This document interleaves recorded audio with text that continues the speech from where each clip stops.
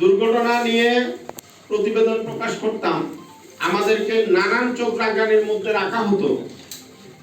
তারা সংখ্যা সরকার সড়ক দুর্ঘটনায় মানুষের প্রাণহানি কমেছে এমন আজগবি সংখ্যা দিয়ে, আজগবি তথ্যপাত্র দিয়ে চারদিকে জানানোর চেষ্টা করা হয়েছে সড়ক দুর্ঘটনা কমেছে।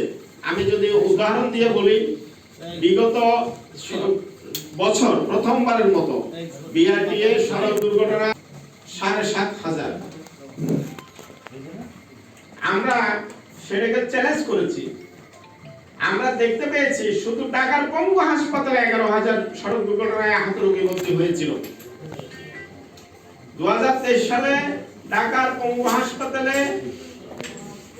সড়ক দুর্ঘটনায় আহত রোগী একই হাসপাতালে ভর্তি হয়েছিল ১১,০০০। আর সারা বাংলাদেশ থেকে বিআরটিএ সড়ক দুর্ঘটনায় আহত সংখ্যা পেয়েছে মাত্র ৭,৫০০। আমরা ৭টা হাসপাতালে ৫৩,০০০ সড়ক দুর্ঘটনায় আহত রোগী বিভিন্ন বিভাগে, ঢাকা, চট্টগ্রাম, খুলনা, কুমিল্লা সহ বিভিন্ন হাসপাতালে দেখে আমরা মাত্র ৭টি হাসপাতালে সড়ক দুর্ঘটনায় ইমার্জেন্সিতে জরুরি বিভাগে ভর্তি রোগীর সংখ্যা পেয়েছে ৫৩,০০০।